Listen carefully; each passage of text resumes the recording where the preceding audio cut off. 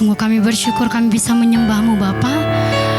Dan kami mau siapkan hati kami untuk mendengar kebenaran firman-Mu melalui hamba-Mu Yesus. Kami perlukan firman-Mu sebab kami tidak mampu berjalan tanpa Engkau Tuhan. Firman-Mu adalah pelita bagi kehidupan kami, terang bagi jalan kami Yesus. Kami siap untuk mendengarkan firman-Mu.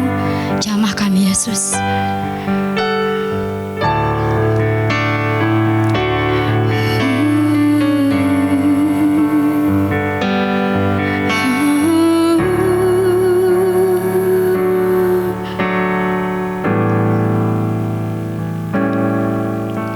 Hidupku dalam tangan-Mu, oh Yesus. Setiap langkah Kau tetapkan bagiku. Walau kadang ku tak dapat mengerti jalan-Mu, tetap ku percayakan hidupku. Sebab aku ini hamba-Mu, oh Yesus. Jadilah padaku seturut firman-Mu. Engkau Tuhan yang selalu menggenapi janji-Mu. Rancangan-Mu terbaik bagiku. Yesus, ku percaya. Yesus, sungguh ku percaya. Rencana-Mu yang ajaib terjadi di dalamku. Yesus, sungguh ku percaya. Percaya kami hanya di dalam-Mu Yesus. Hidupku dalam tangan-Mu, oh Yesus. Setiap langkah Kau tetapkan bagiku. Walau kadang ku tak dapat mengerti jalan-Mu, tetap ku percayakan hidupku. Sebab aku ini hamba-Mu, oh Yesus. Terjadilah kehendak-Mu Yesus. Seturut firman-Mu. Engkau Tuhan yang selalu menggenapi janji-Mu. Rancangan-Mu terbaik bagi. Mari sama-sama kita bangkit berdiri. Yesus, ku percaya. Yesus, sungguh ku percaya. Rencana-Mu yang ajaib terjadi di dalamku. Yesus, sungguh kami percaya. Yesus, ku percaya. Kami percaya. Sungguh ku percaya. Rencana-Mu yang ajaib terjadi di dalamku. Yesus, sungguh ku percaya. Yesus, ku percaya. Yesus, sungguh ku percaya. Rencana-Mu yang ajaib terjadi di dalamku. Yesus, sungguh ku percaya.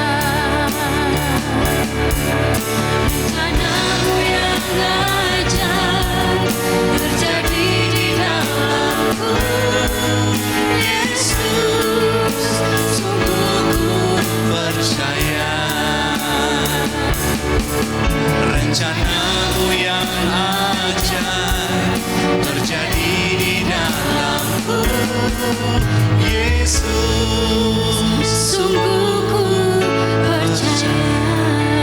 Berapa banyak di antara kita yang percaya? Mari kita berikan tepuk tangan yang meriah bagi Tuhan kita. Haleluya. Haleluya, Tuhan Yesus, kami percaya. Kami percaya bahwa kasih karunia-Mu cukup dalam kehidupan kami. Kami percaya kekuatan yang Tuhan berikan memampukan kami untuk kami melewati setiap tantangan badai kehidupan apapun yang sedang kami hadapi. Kami percaya bahwa Engkau menyertai kami. Kami percaya bahwa Engkau berjanji bahwa Engkau tidak akan pernah meninggalkan kami, anak-anak-Mu yang berharap kepada Tuhan. Pagi hari ini kami sungguh mengucap syukur. Kami akan menikmati firman Tuhan. Kami punya kesempatan untuk kami menikmati makanan rohani yang Tuhan sediakan bagi kami. Menguatkan tubuh rohani kami, menguatkan iman kami, membuat kami semakin serupa seperti Kristus, membuat kami semakin mengerti pengharapan apa yang terkandung di dalam Tuhan. Berkati hamba-Mu, Tuhan pakai hamba-Mu, mengurapi kami semuanya. Dalam nama Yesus Kristus, haleluya, amin. Silakan duduk, Bapak Ibu sidang jemaat yang saya kasihi. Selamat pagi, shalom. Puji Tuhan, senang sekali kembali saya bisa berada di hadapan Bapak Ibu semuanya. Saya juga ingin mengucapkan banyak terima kasih kepada Bapak Gembala maupun tim pastoral yang ada di gereja yang mempercayakan kepada saya untuk saya boleh melayani firman Tuhan pada kesempatan kali ini. Kalau kita mendengar kisah tentang Daud dan Goliat, kira-kira apa yang ada dalam pikiran kita? Sama seperti perumpamaan bagaikan Daud melawan Goliat. Ini sudah bukan hanya digunakan di kalangan anak-anak Tuhan atau mulai dari sekolah minggu kita sudah dengar cerita ini, tapi istilah ini sudah dipakai oleh banyak kalangan, bahkan mereka yang penulis-penulis sekuler pun menggunakan istilah ini. Nah, kurang lebih istilah bagaikan Daud melawan Goliat itu menggambarkan bagaimana seseorang yang sangat tidak diunggulkan, yaitu Daud, seseorang yang tidak diperhitungkan melawan sesuatu yang di atas kertas pasti akan menang, begitu ya. Jadi kalau seorang penulis sekuler mungkin menggambarkan atau menuliskan satu kisah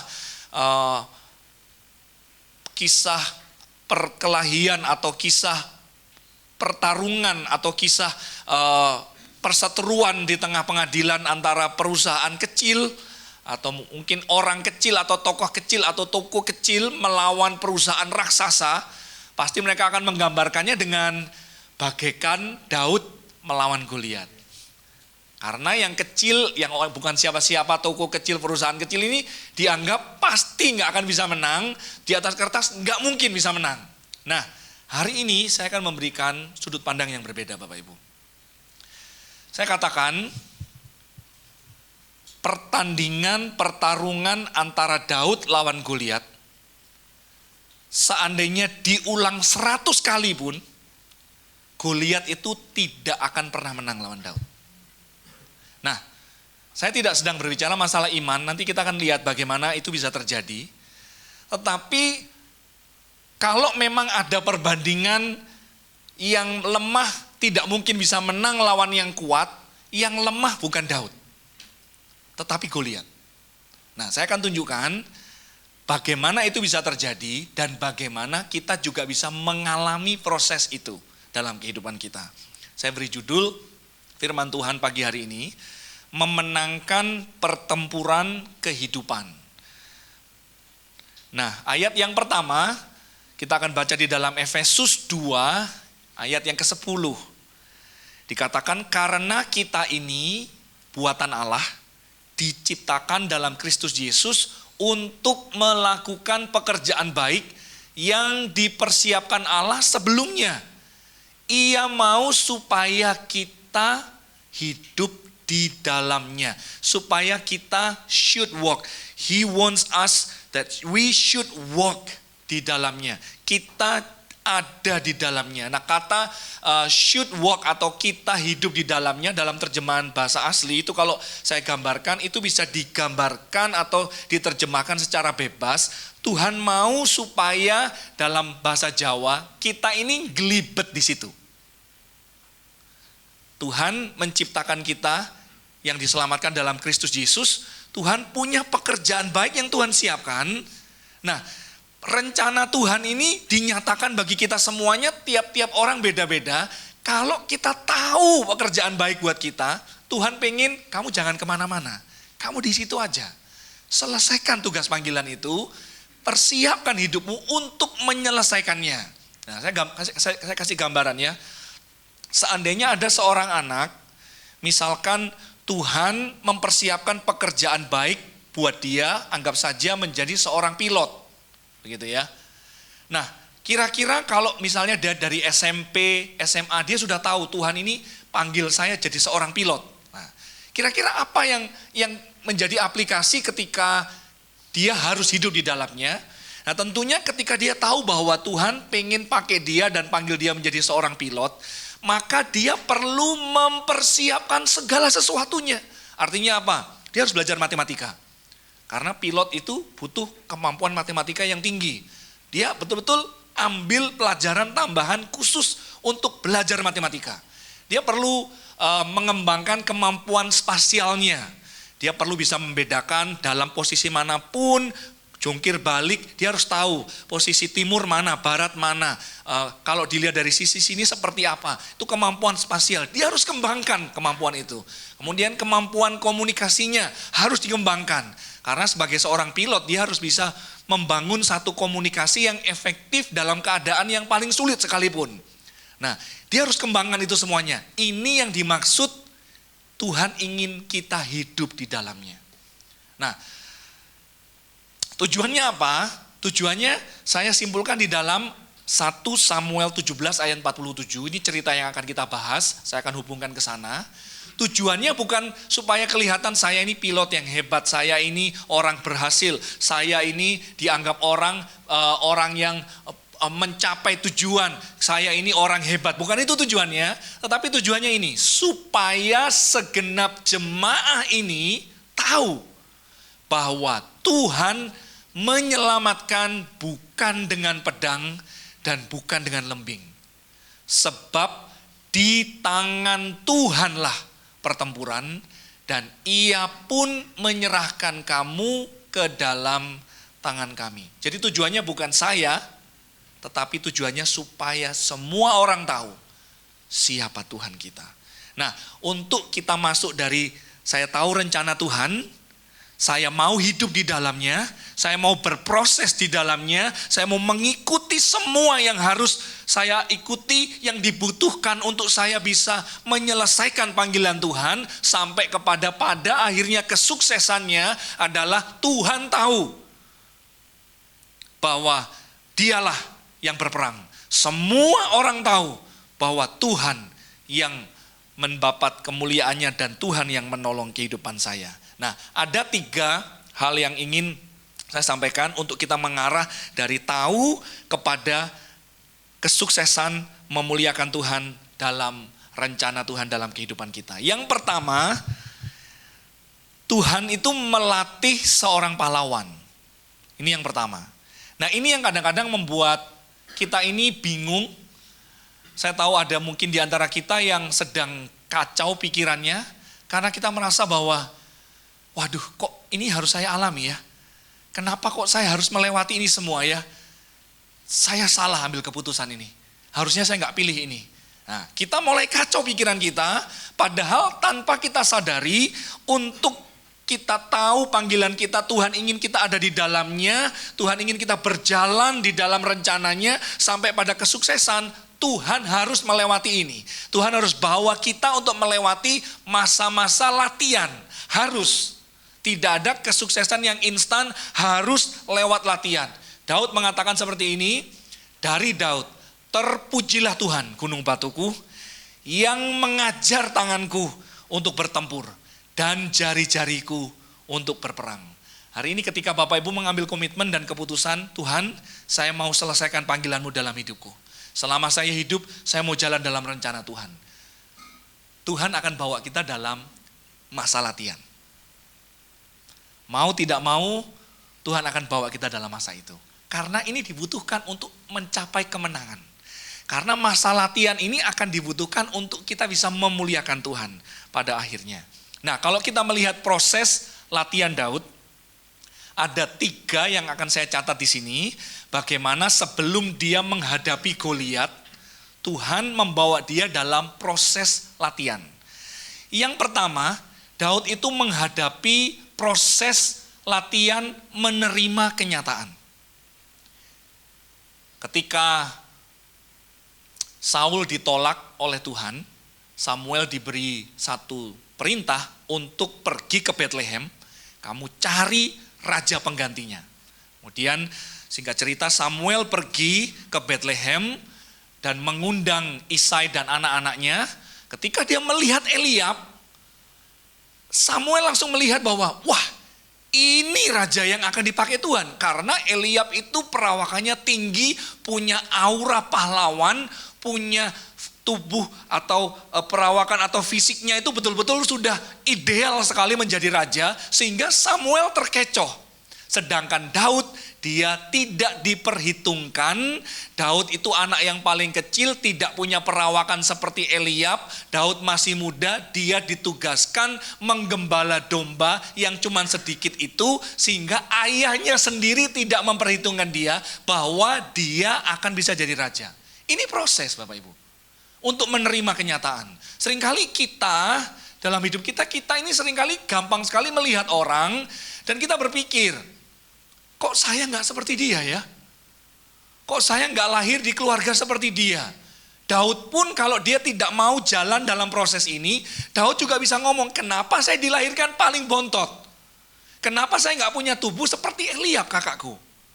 Kenapa kok saya nggak seperti dia? Kenapa kok papa tidak pernah memperhitungkan aku? Kok nggak adil? Nah, dalam hidup ini kita harus belajar mengalami latihan, yaitu proses menerima kenyataan bahwa kita beda.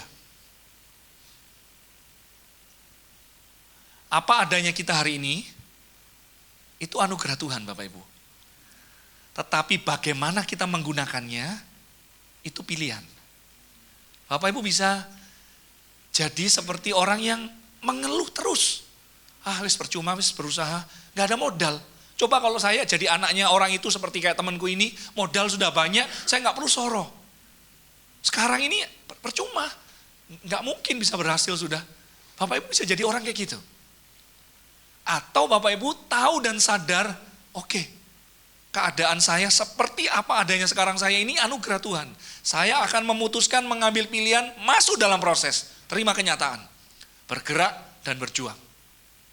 Sama seperti Daud. Yang kedua, Daud masuk dalam satu proses yang namanya kesetiaan dalam hal kecil. Ini tidak mudah. Daud harus pergi setiap hari menggembala kambing domba. Bahkan mungkin dia bisa tinggal bermalam-malaman di situ, berhari-hari di situ. Sepele, tidak istimewa, gak dilihat orang, gak penting. Tidak seperti Eliab dan kakak-kakaknya yang lain menjadi pahlawan perang, panglima perang, menjadi pimpinan. Daud memimpin kambing domba, gak penting.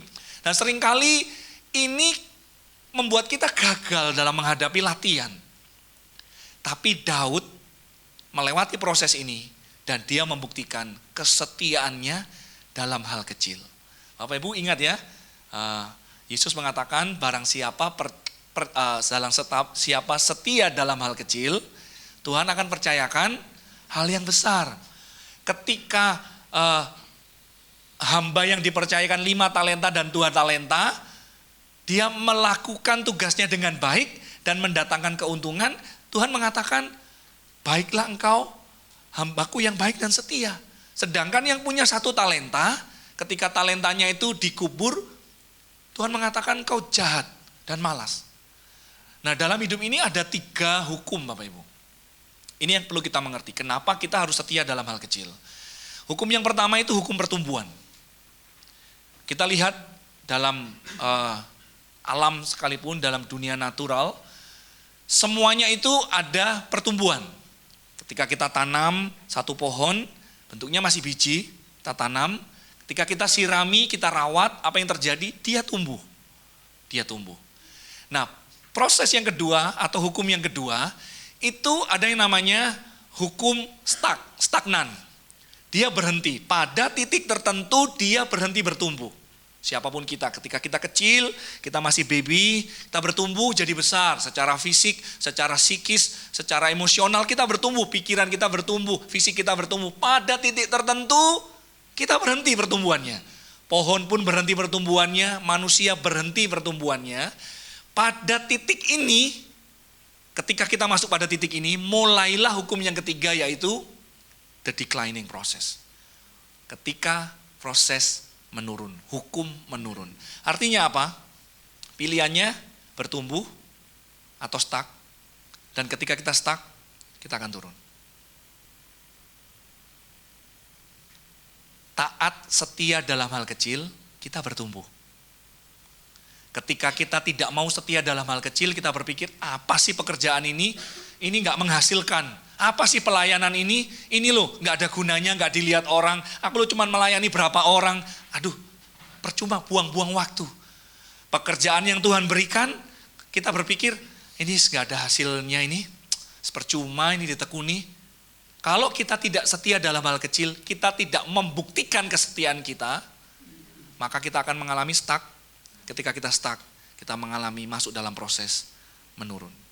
Tetapi ketika kita setia dalam hal kecil, ketika kita tekun melakukan apa yang Tuhan percayakan, keluarga yang Bapak Ibu miliki itu Tuhan percayakan. Pekerjaan yang Bapak Ibu miliki itu Tuhan percayakan.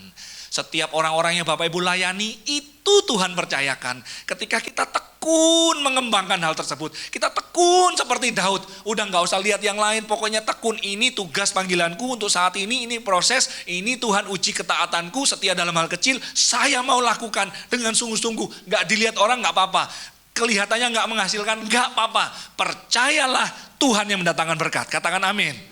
Ketika kita lakukan itu, kita bertumbuh.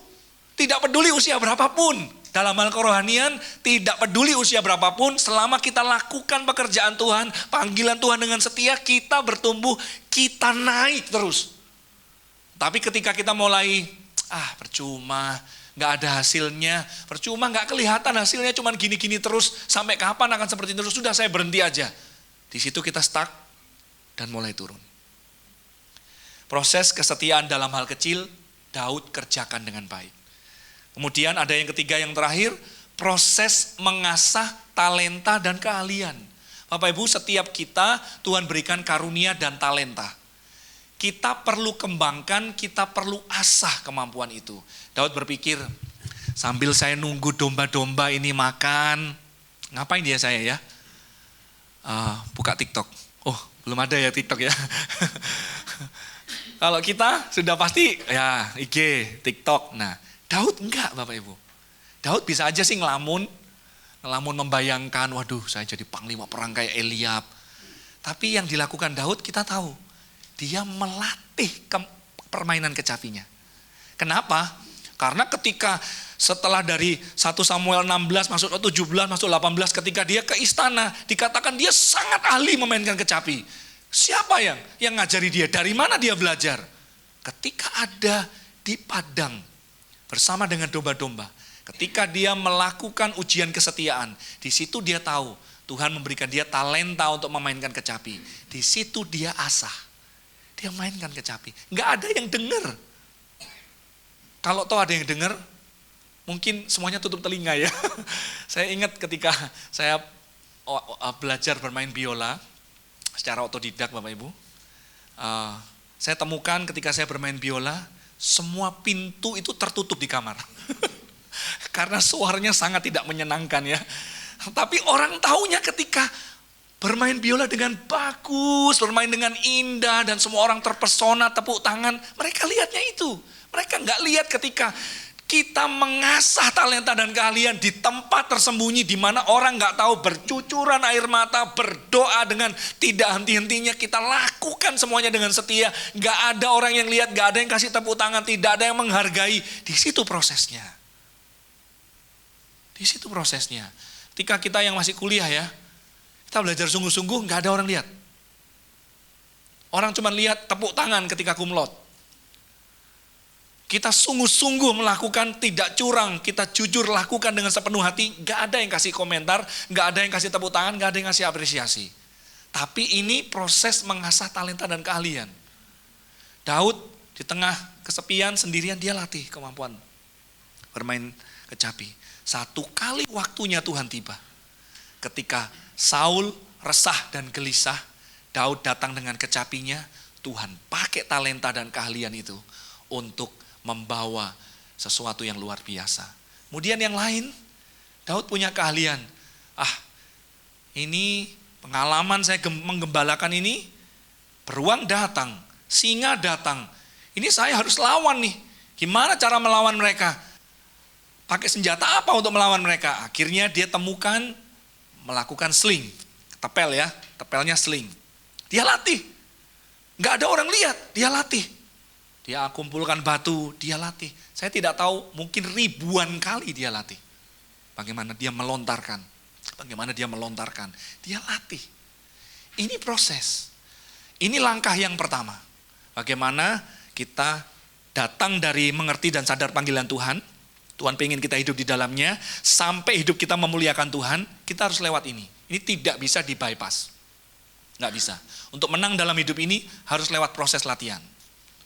Kalau kita gagal di proses ini, Tuhan bawa terus di proses ini. Sampai usia berapapun kita, kalau kita nggak bisa terima kenyataan, Tuhan masukkan terus dalam kelas dengan jurusan menerima kenyataan. Sampai kita betul-betul menyadari, oke, saya terima kenyataan hidup saya mau bergerak sekarang. Kalau kita nggak setia dalam hal kecil, pindah-pindah tempat terus, cari-cari tempat yang lain terus, Tuhan masukkan lagi dalam proses pelajaran jurusan kesetiaan dalam hal kecil sampai kita lulus. Dan pada akhirnya Tuhan bawa kita untuk latih talenta dan keahlian. Saya simpulkan bagian yang pertama ini, setiap hal yang terjadi dalam hidup kita itu adalah bagian dari rencana Tuhan untuk mempersiapkan kita dalam menggenapi rencananya. Bapak Ibu, ada hari ini yang mungkin merasa pikiranmu kacau. Kayaknya salah saya pindah ke Malang nih. Kayaknya salah saya ambil jurusan ini. Kayaknya saya salah ambil pekerjaan ini. Kayaknya salah saya ambil bidang usaha ini. Kayaknya salah saya menikah dengan orang ini. Kayaknya salah saya ambil keputusan untuk punya anak lagi. Bapak Ibu, proses. Tidak pernah ada yang kebetulan bagi anak Tuhan. Katakan amin. Semua yang terjadi dalam hidup kita itu bagian dari rencana Tuhan untuk mempersiapkan kita menggenapi rencananya. Masalahnya bagaimana respon kita? Apakah kita meresponi dengan mau menerima kenyataan, setia dalam hal kecil, mengembangkan dan mengasah talenta dan keahlian, atau sebaliknya? Kalau kita menyadari bahwa ini adalah proses, kita terima semuanya dan kita jalani dengan baik, dengan tekun dan setia, kita akan lihat Tuhan bekerja dalam hidup kita. Yang kedua, ada tantangan iman di medan pertempuran. Pasti setiap kita mengalami medan pertempuran. Mungkin medan pertempuran di tengah keluarga kita, dalam bisnis usaha pekerjaan kita, dalam studi kita, dalam pergumulan kita melihat masa depan, mungkin di dalam pekerjaan kita, sakit, penyakit, dan lain sebagainya. Ini medan pertempuran. Nah, di dalam medan pertempuran itu pasti ada tantangan iman. Nah, tetapi iman di dalam Kristus itu tidak memungkiri fakta dan keadaan. Tetapi iman itu akan melihat melalui kacamata Tuhan di dalam firman-Nya dan dia bertindak dalam ketaatan. Iman dalam Kristus tidak memungkiri fakta dan keadaan, tetapi iman itu melihat melalui kacamata Tuhan di dalam firman-Nya, bertindak dalam ketaatan. Di dalam medan pertempuran, kita bisa memutuskan dan memilih untuk cemas, takut, atau lari. Dan ini terjadi di dalam pertempuran antara Daud dan Goliat. Saya ceritakan sedikit ya. Jadi ketika bangsa Israel berperang dengan bangsa Filistin, terjadi jalan buntu. Jadi biasanya kalau perang di zaman dulu, kalau zaman sekarang kan kita tinggal rudal yang perang ya. Zaman dulu itu peperangannya itu one on one atau bertemu muka dengan muka. Itu peperangannya, metode peperangannya. Nah, peperangannya itu menghadapi jalan buntu karena dikatakan orang Filistin itu ada di satu bukit. Dan orang Israel ada di bukit yang lain, di antara mereka ada lembah. Nah, berhari-hari, berminggu-minggu tidak ada jalan keluar. Karena kalau mau perang kan otomatis harus ketemu. Nah, ketemunya masalahnya di mana? Mau ketemu di tengah-tengah, masa janjian dulu. Nah, kita ditipu, ayo masuk, kamu duluan turun. Siapa yang turun, sudah pastilah dia makanan empuk. Kita di atas, musuhnya di bawah, habis pasti dia. Jadi mereka sama-sama pintar perang, sudah pengalaman perang, gak ada yang mau maju. Jadi cuman di bukit sana sama bukit sini, gak ada yang berani maju dan gak ada yang mau maju, cuman saling olok-mengolok saja. Saling membuli dan saling memanas-manasi. Itu yang terjadi. Jadi selama berminggu-minggu tidak ada jalan keluar siapa yang menang. Nah biasanya kalau peperangan seperti ini, itu jalan keluarnya adalah satu orang yang paling jago mewakili satu bangsa, melawan satu orang yang paling jago mewakili bangsa yang lain. Itu umum terjadi pada waktu itu. Jadi siapa yang paling jago dari Filistin? Namanya Goliat. Dia yang paling jago dari Filistin, mewakili bangsanya. Kalau peperangan one on one ini dimenangkan oleh Goliat, maka itu dianggap bangsa Israel kalah sudah. Nggak usah perang lagi, kamu kalah berarti. Tanda tangan, kamu kalah. Nah, masalahnya Israel ketika melihat Goliat nggak ada yang berani maju. Karena Goliat ini perawakannya sangat tinggi, bahkan penafsir mengatakan kurang lebih itu tingginya 2 meter 70 cm ke atas. Nah, bukan cuman perawakannya tinggi, Goliat itu reputasinya sudah terkenal. Dia sangat sering memenangkan pertandingan, pertempuran, one on one itu sudah sangat sering dia menangkan. Sehingga ketika melihat Goliat yang maju, orang Israel seluruh pasukannya takut dan tidak ada yang berani maju. Nah, di sini kita lihat respon yang ketika dalam pertempuran, dalam peperangan, tantangan imannya, kita bisa merespon seperti orang Israel, cemas, takut, atau lari. Dikatakan ketika Saul dan segenap orang Israel mendengar perkataan orang Filistin itu, maka cemaslah hati mereka dan sangat ketakutan. Kemudian dikatakan juga ayat 24, ketika semua orang Israel melihat orang itu, yaitu Goliat, larilah mereka daripadanya dengan sangat ketakutan. Menghadapi pertempuran, pertandingan iman dalam hidup kita, kita bisa seperti ini. Kita lihat masalahnya sangat luar biasa besar. Nggak mungkin aku bisa menang. Wah, gimana caranya ya? Kita bisa lari, cemas, dan takut. Nggak bisa tidur, nggak bisa tenang. Kita marah uring-uringan terus. Karena kita takut dan kita gentar. Tetapi Daud beda Bapak Ibu. Daud tidak merespon seperti itu. Daud merespon dengan iman. Iman tidak memungkiri fakta dan realita. Dia tahu di depan ada Goliat. Dia tahu bahwa Goliat itu besar. Dia tahu Goliat itu pahlawan yang gagah perkasa. Tetapi dia melihat dari kacamata firman Tuhan. Daud berkata, ayat yang ke-26, apa yang akan dilakukan kepada orang yang mengalahkan orang Filistin itu dan yang menghindarkan cemooh dari Israel? Siapa orang Filistin yang tidak bersunat ini? Sampai ia berani mencemoohkan barisan daripada Allah yang hidup. Perbedaannya apa? Fokusnya beda Bapak Ibu. Ketika orang Israel cemas, ketakutan dan lari, fokusnya kepada Goliat. Dia lihat Goliat. Tetapi Daud bukannya tidak menyadari bahwa Goliat itu seperti apa, tapi fokusnya bukan kepada Goliat. Daud lihatnya kepada Tuhan. Bahwa Tuhan lebih besar dari Goliat. Tuhan akan sanggup menolong dia untuk melawan Goliat.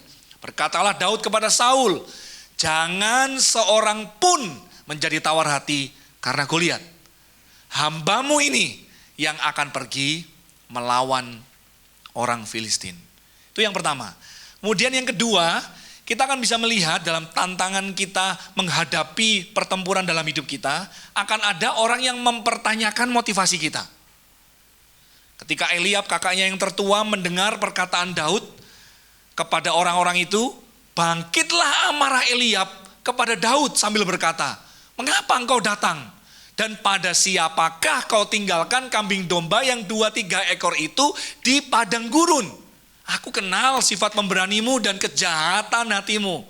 Engkau datang kemari dengan maksud melihat pertempuran." Bapak Ibu tidak perlu kaget, dalam hidup ini akan selalu ada orang yang lihatnya negatif dalam hidup kita. Nggak perlu kaget. Apapun yang kita lakukan, betapapun tulusnya dalam hidup kita, orang lihat kita negatif. Sama seperti Daud. Daud gak ada tujuan sama sekali untuk mau lihat pertempuran.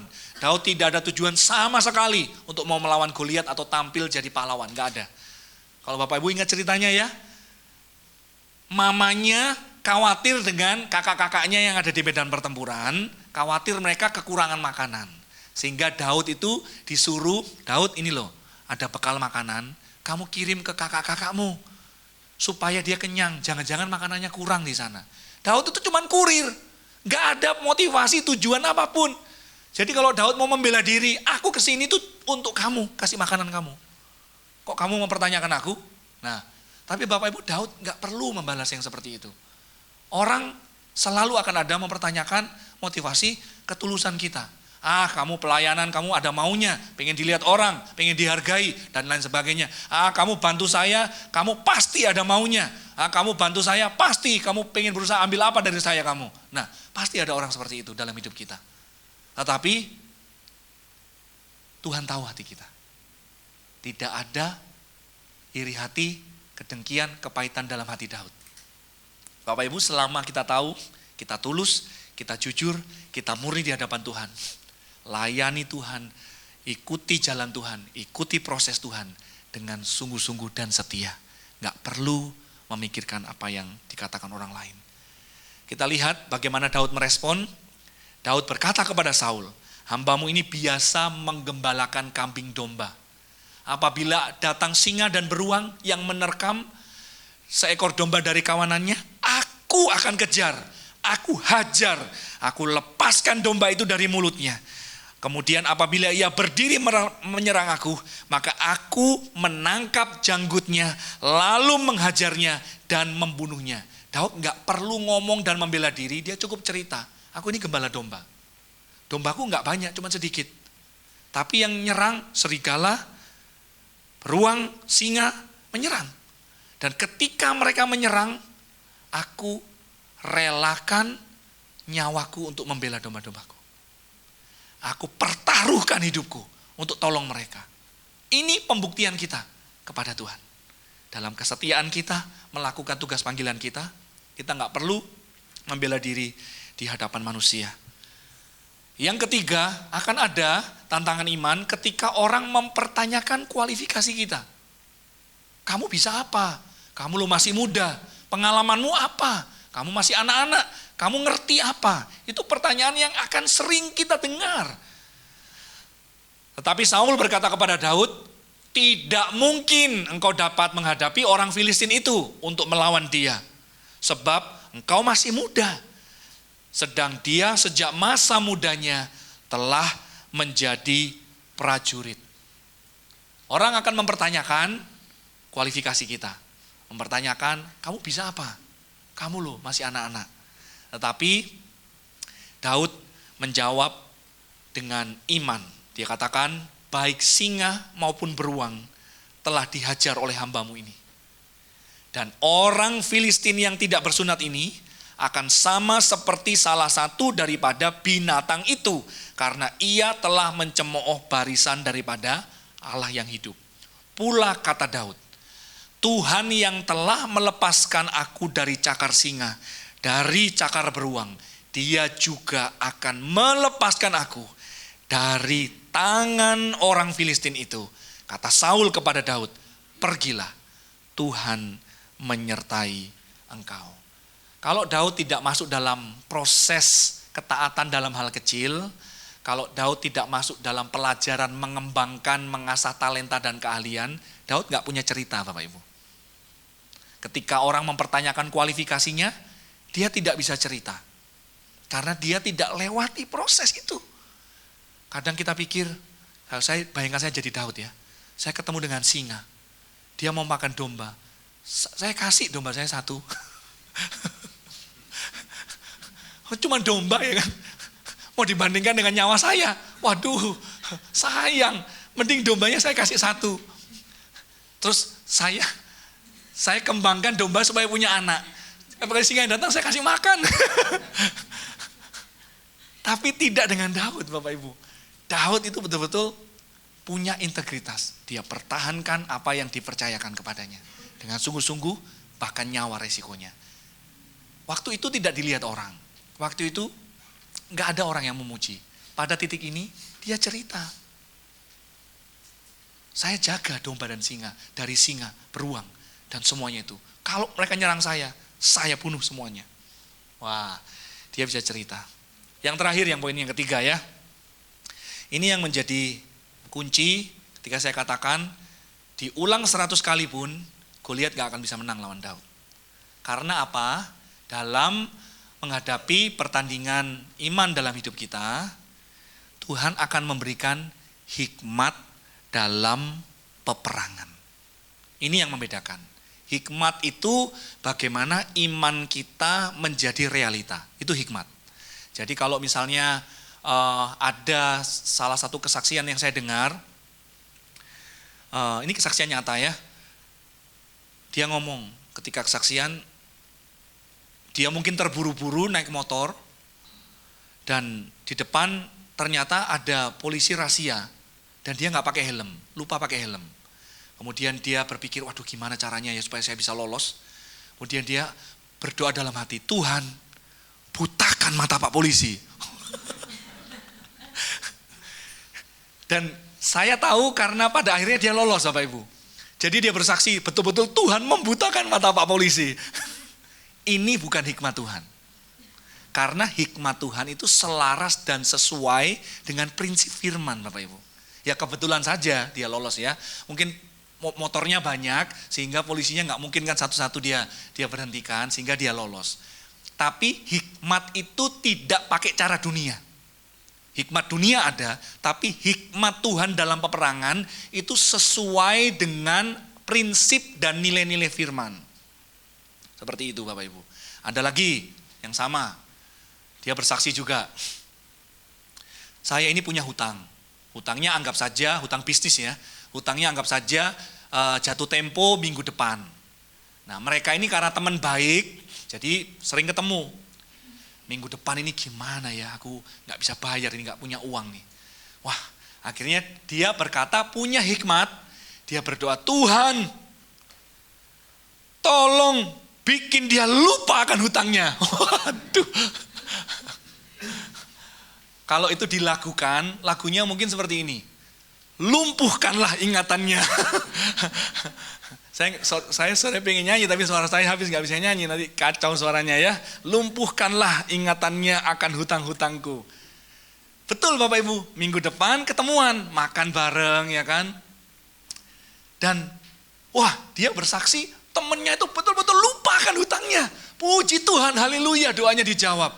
Saya dalam hati, temennya ini gak lupa, cuman sungkan nagih ya kan. Temennya ini pengen menjaga hubungan. Waduh nanti kalau tak tagih dia gak enak. Dia berharap, mungkin temennya juga berdoa dalam hati, Tuhan bikin dia tahu diri Tuhan. Bikin dia tahu diri. Mungkin seperti itu. Nah itu bukan hikmat dari Tuhan Bapak Ibu. Hikmat dari Tuhan itu adalah bagaimana Tuhan memberikan jalan, Tuhan memberikan cara, Tuhan memberikan ide yang di luar pikiran kita, tidak pernah kita pikirkan sebelumnya, Tuhan kirim dari surga, dan itu membuat kita bisa melakukan tugas panggilan Tuhan, itu sesuai dengan prinsip firman Tuhan, dan orang lain mungkin gak bisa lihat, kita bisa lihat. Itu hikmat dari Tuhan. Dan itu yang terjadi. Nah Bapak Ibu dalam peperangan kuno, Ini saya tunjukkan ya bagaimana hikmat Tuhan bekerja dalam diri Daud. Dalam peperangan kuno itu ada 3 jenis pasukan. Pasukan yang pertama itu pasukan yang paling kuat, yang paling diandalkan dan paling hebat, itu pasukan kereta kuda. Jadi kalau Bapak Ibu melihat referensi Alkitab, itu kerajaannya sangat besar karena pasukan kereta kudanya itu sangat banyak, tidak terhitung. Itu berarti dia punya persenjataan yang paling canggih, kurang lebih seperti itu. Itu kereta kuda. Ketika Elisa dikepung, yang dikirim bukan pasukan biasa, pasukan kereta kuda. Artinya apa? Dia kirim pasukan terbaik untuk menangkap Elisa. Ini yang terbaik. Kemudian yang kedua, itu pasukan pemanah atau pasukan sling. Ini biasanya seperti ini ya, mereka ada di barisan kedua dalam pertempuran, pemanah dan sling. Karena apa? Dia punya daya hancur atau daya tembak itu cukup jauh.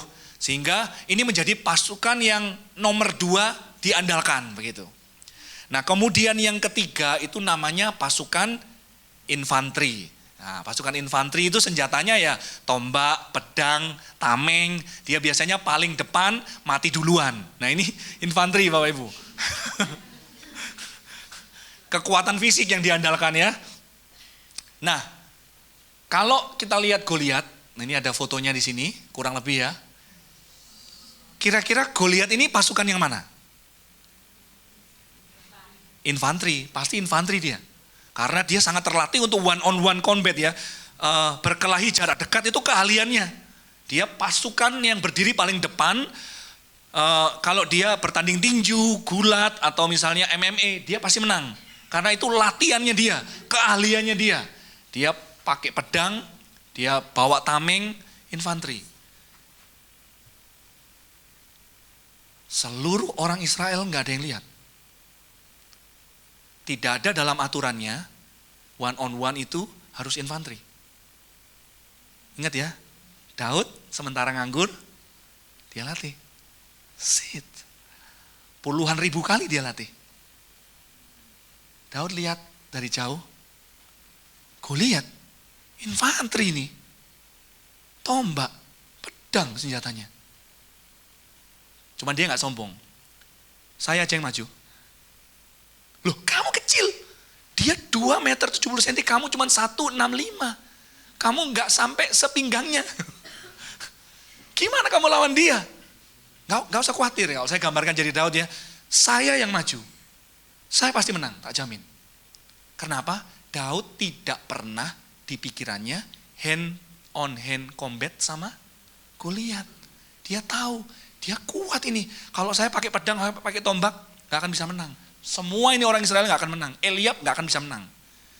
Ngapain saya harus perang dalam kekuatannya dia? Hikmat Tuhan bekerja, Tuhan tunjukkan dalam diri Daud. Saya membayangkannya, ini bayangan saya. Tuhan ngomong dalam hatinya Daud. Daud lihat, dia itu infanteri. Sedangkan kamu bukankah kamu sudah latih puluhan ribu kali pakai sling? Kamu lawan dia, kamu pasti menang. Kamu gak usah takut, kamu pasti menang. Dan itu yang terjadi. Dalam pertempurannya, Daud tidak perlu mendekat. Dia cuma ambil 5 batu, dia masukkan dalam kantongnya. Dia tidak perlu terlalu dekat dengan Goliat. Ketika peperangan terjadi, Goliatnya berusaha maju mendekat karena dia kalau dari jauh gak bisa bikin apa-apa. Daud tinggal begini, set. 1 kali kena di sini, dia jatuh, belum mati. Dia ambil pedangnya, pedang Goliat, dia potong kepalanya. Bapak Ibu, setelah saya selidiki, hikmat Tuhan ini luar biasa.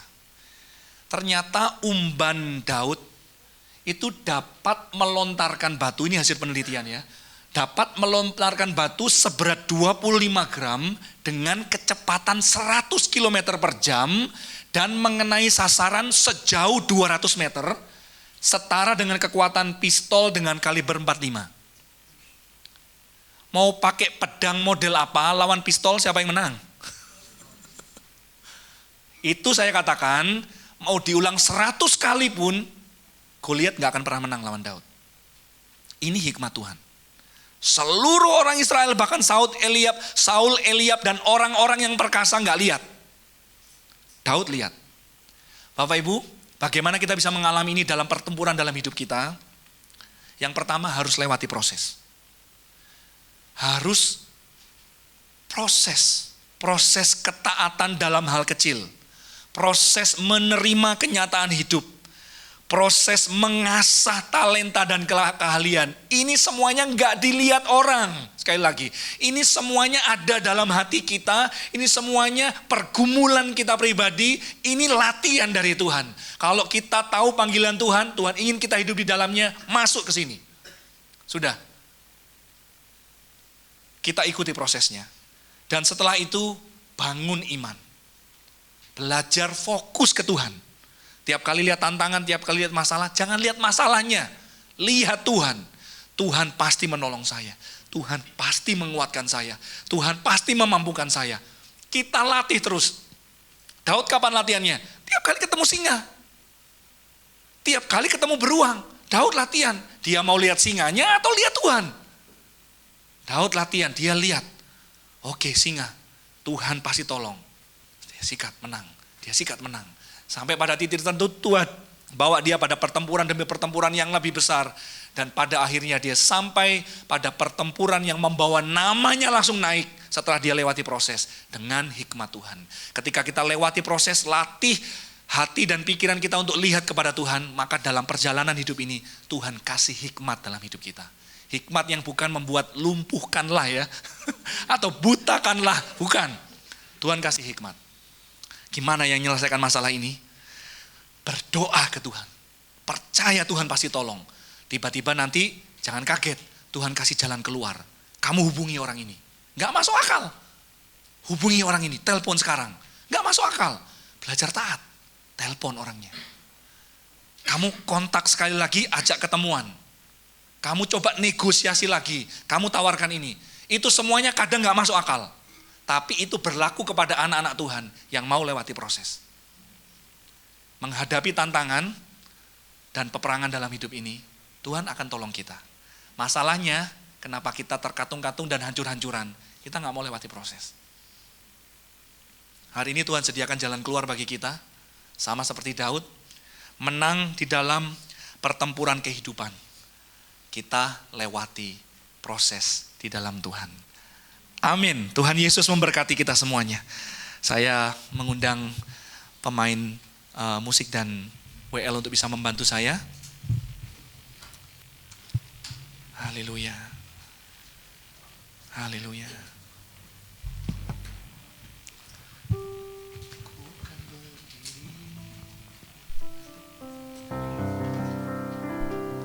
Haleluya. Engkaulah perisaku saat badai hidup menerpaku. Janjimu di dalamku, pulihkan jiwaku.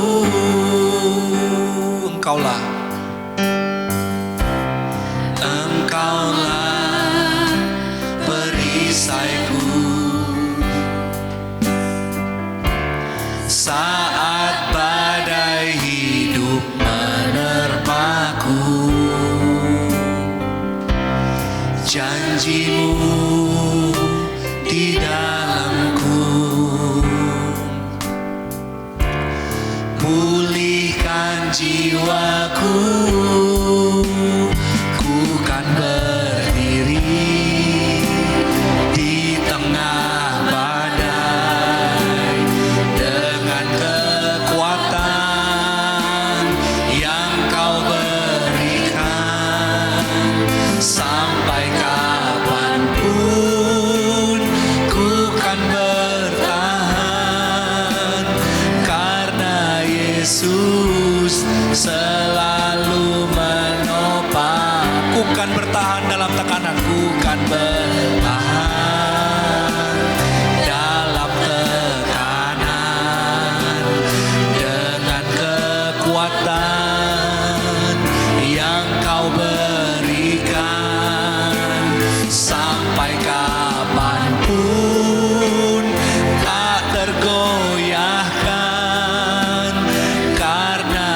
Yesus selalu menopang hidupku.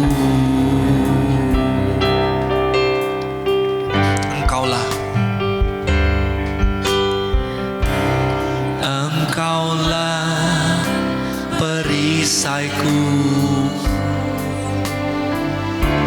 saat badai hidup menerpaku.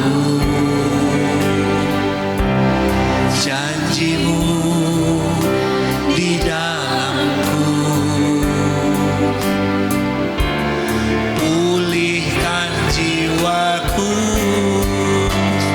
Ku kan berdiri di tengah badai dengan kekuatan yang Kau berikan.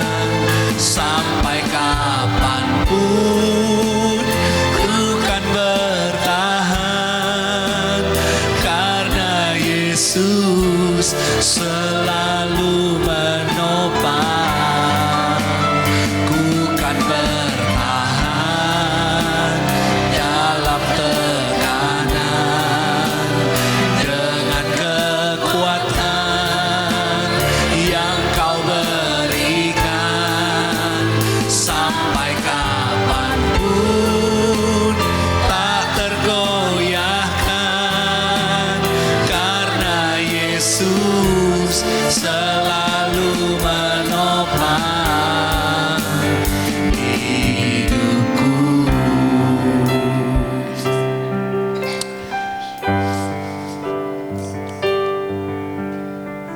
Setia dalam perkara kecil. Ada di antara kita yang mungkin berpikir, Tuhan, kok rasa-rasanya gak ada perubahan ya? Tuhan, sampai kapan saya harus ngalami ini? Para istri, engkau tidak akan bisa mengubah suamimu. Cuma Tuhan yang bisa ubah mereka. Tugasmu, doakan, taati firman. Hormati dan tunduk pada otoritas suami. Itu tugasmu. Tidak menyenangkan, tidak mengenakkan. Tapi itu proses. Setia dan taat dalam perkara kecil. Tuhan yang akan bekerja dengan caranya.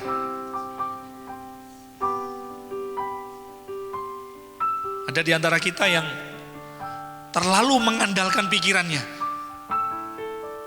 Semuanya pakai logika. Hari ini bertobat.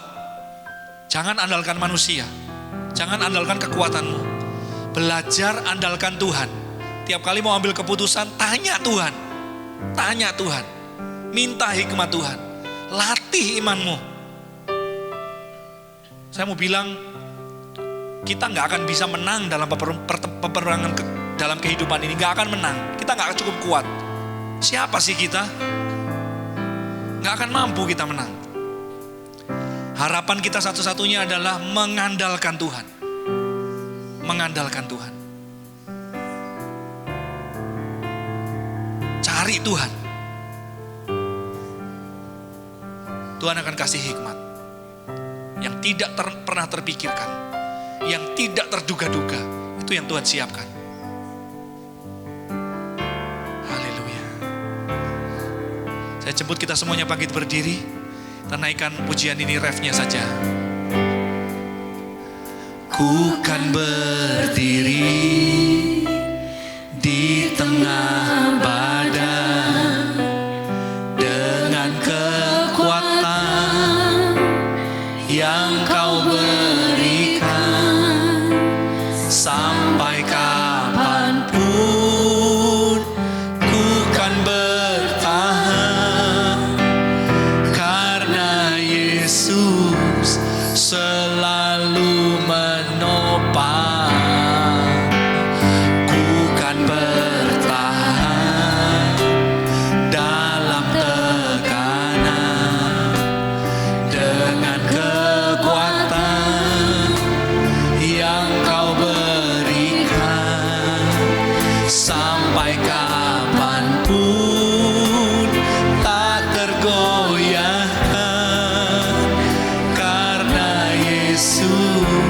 selalu menopang hidupku. Tuhan Yesus, tanamkan firman-Mu ke dalam hati kami, supaya firman ini sungguh-sungguh berdampak dalam hidup kami. Tolong kami untuk terima kenyataan hidup kami, tidak mengeluh, tidak ngomel, tapi bersyukur dengan apa adanya hidup kami. Banyak hal kami gak mengerti, tapi gak penting Tuhan. Selama kami tahu Tuhan yang pegang kendali dalam hidup kami, kami mau bersyukur dan jalani prosesnya. Tuhan tolong kami mau taat dan setia dalam hal kecil. Sekalipun gak dilihat orang, gak dipandang orang, kami mau lakukan dengan sungguh-sungguh. Karena itu bagian kami di dalam perjalanan hidup kami. Tuhan tolong kami.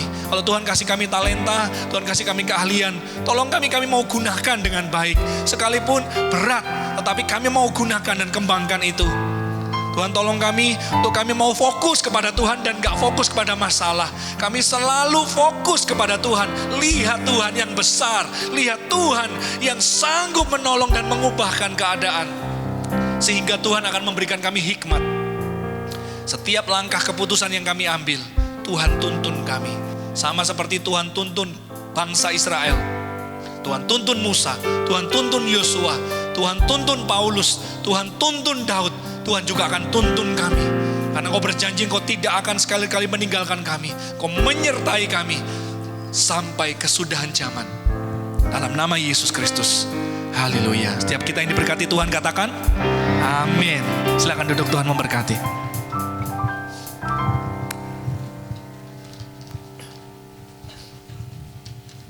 Shalom Bapak Ibu, selamat pagi. Saya akan baca pengumuman. Terima kasih untuk pelayanan Pak Edi, terus memberkati Pak. Bagi yang saudara yang ingin memberikan persembahan, bisa dilakukannya setelah ibadah ini selesai dengan cara memasukkan amplop ke dalam kotak persembahan. Ibadah online akan diakses dan linknya akan diinformasikan di grup WA gereja. Untuk membangun keimanan Tuhan, gereja mengajak semua jemaat untuk menyembah Tuhan di rumah masing-masing.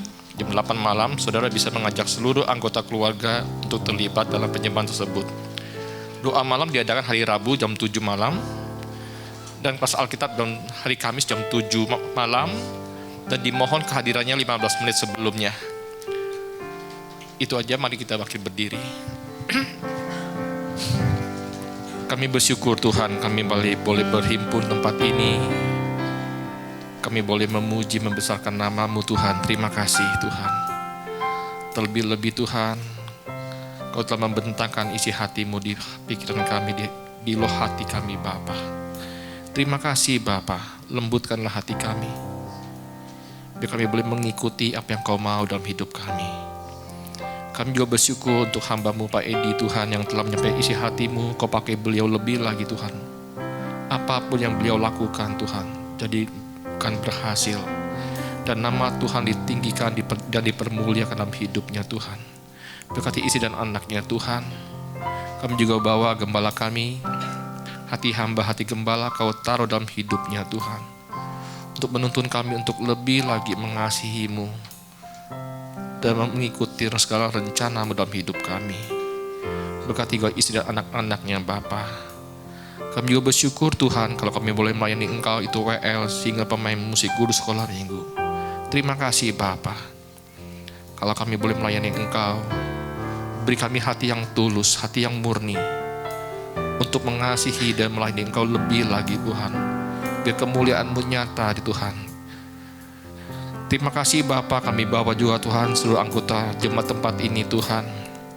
Kau memberkati keluarga lepas keluarga, pekerjaan, studi, apapun yang mereka kerjakan dengan takut akan Tuhan, Kau berkati mereka Tuhan. Terima kasih Bapa, kami juga bawa persembahan kami ke dalam tangan-Mu. Pakailah untuk kemuliaan nama-Mu. Kami juga bawa bangsa ini ke dalam tangan-Mu Tuhan. Kami minta hujan pertobatan, hujan keselamatan bagi bangsa kami Tuhan. Ampunilah bangsa kami. Kami memberkati bangsa ini Tuhan. Kami juga memberkati pemimpin kami Tuhan, para presiden kami Tuhan. Di akhir masa jabatannya Tuhan, kami minta hikmat-Mu Tuhan. Kau berkati Tuhan apapun yang beliau putuskan Tuhan, semata-mata hanya untuk kesejahteraan bangsa kami. Lawatlah bangsa kami Tuhan. Biar panji-panjimu ditegakkan di bangsa ini, namamu diproklamirkan di bangsa ini. Dan banyak orang Tuhan melihat terangmu yang ajaib, dan mereka diselamatkan Bapa. Terima kasih Bapa. Sebelum kami pulang Tuhan, kami rindu Kau memberkati kami. Mari saudara-saudara, kita angkat tangan kita. Diberkatilah engkau berlimpah-limpah dengan segala yang terbaik dari Allah Bapa, kasih-Nya yang sempurna di dalam Yesus Kristus, serta kekuatan, pertolongan, dan penghiburan dari Roh Kudus memampukan engkau untuk hidup di dalam segenap kehendak Allah. Kita yang sudah menerima semuanya itu, sama-sama kita katakan amin. Selamat siang, Tuhan memberkati.